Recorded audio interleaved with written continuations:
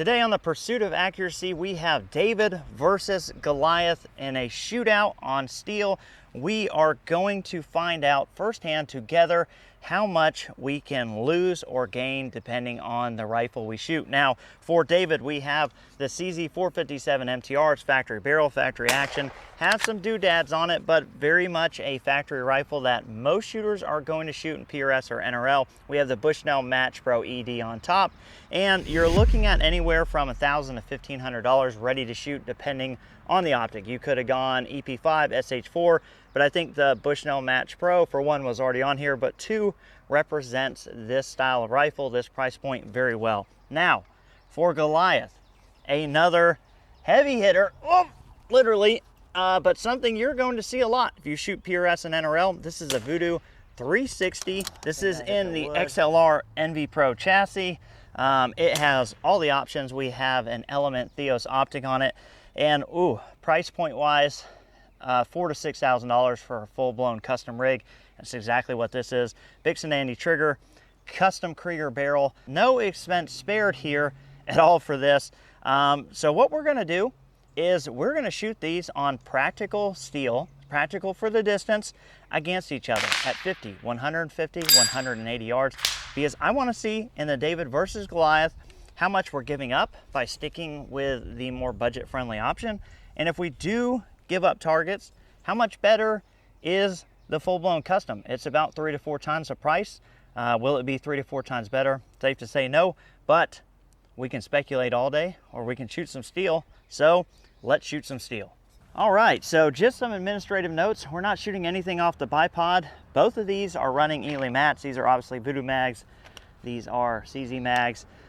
So the first thing we're gonna do is run the KYL, but before we shoot each set, I'm going to allow myself to shoot siders. I want to get this perfectly on target because I don't want this to be about whether one was sighted in better or the dope was better. This is strictly about the guns and how they perform. So what we have here is kind of a mock-up, like we were shooting off of a flat surface but modified prone. So we are using the bag here. So we're going to use this as best we can, and we're in a kneeling position, and so I'm going to go ahead and check my zero here.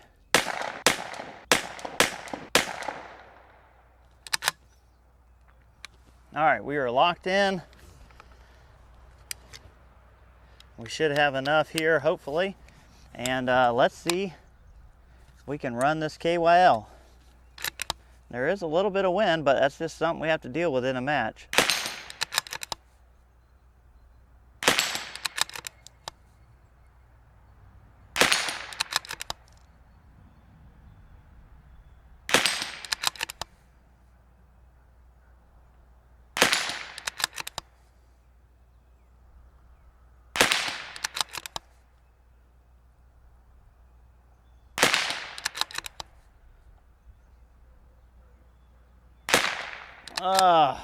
Well, those things happen.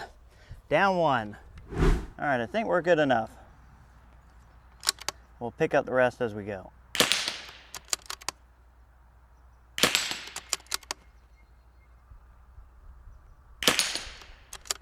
Wind swirling around a little bit on us now.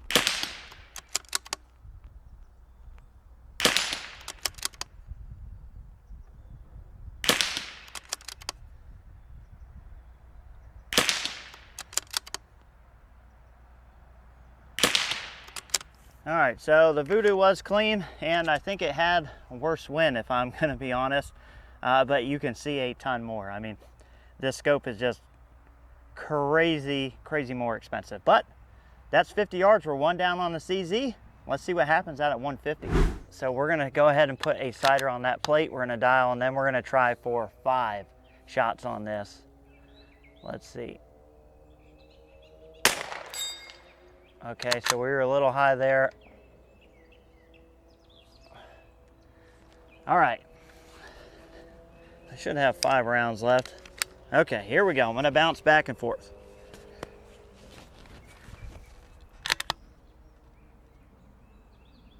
I think I hit the same spot.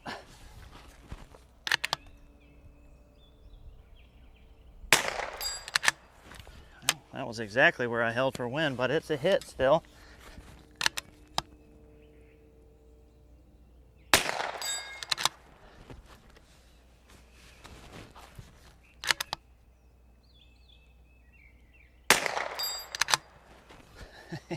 It's all over that plate, but I'll take it.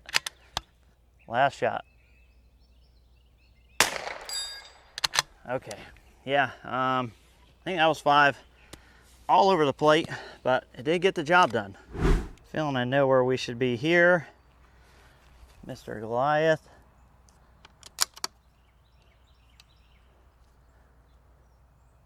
Take one sider.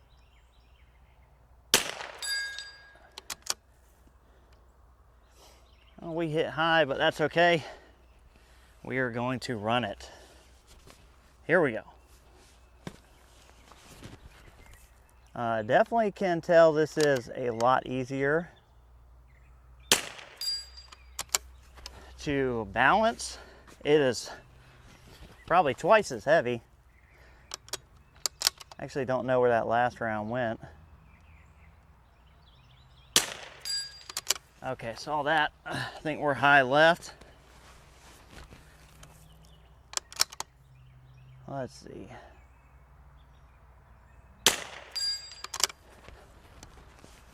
But seeing a lot more through this scope, obviously.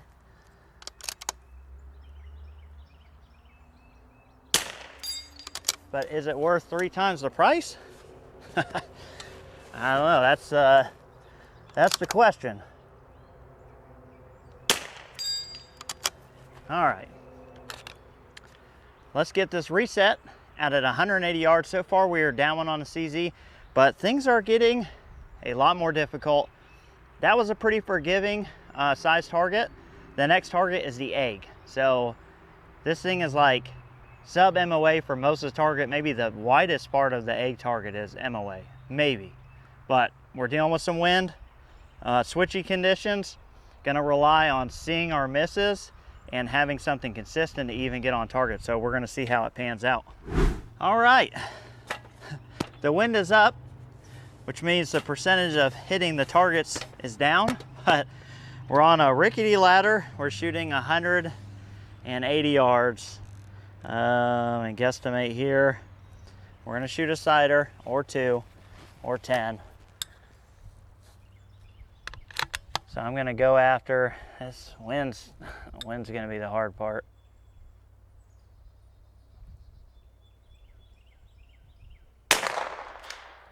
Okay, that was high. I'm shooting at that little lollipop. Okay, let's double check. A little more wind now.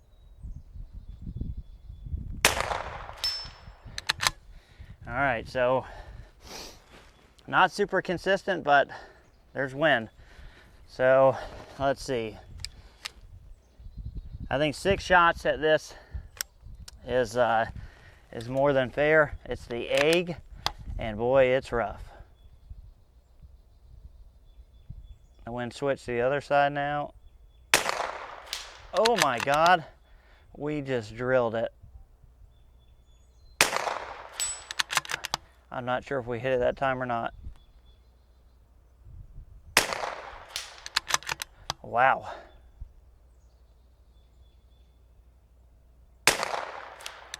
That did not hit it.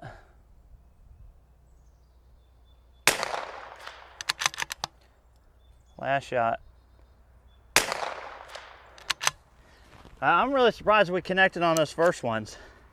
This ammo is high. I have not shot this barrel in quite a while. This Ely is hot out of it. I need a chrono. I bet this shooting 1130, 1140. It is hot. Oh boy. It all comes down to this. You know, obviously glass superiority here. This thing is heavy. It bounces really well. Let's get zoomed in and let's just send one at that plate. Okay.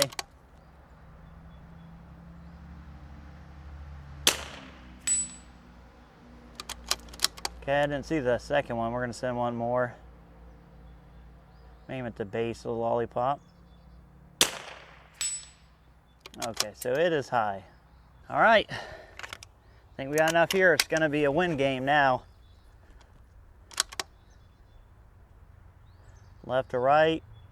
Oh, I think that hit the wood.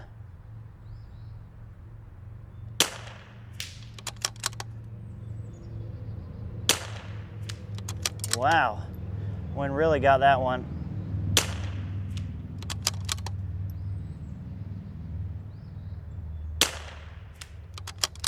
I think it's the last shot. And connected. We'll have to see the camera footage. I don't know. We won't count this if that was the last. I'm pretty sure that was. You know, let's just shoot it.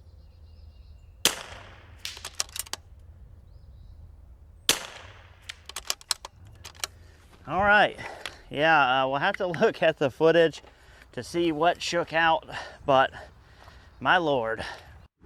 Obviously, the VUDOO has the balance, the weight, the glass, stupid good trigger.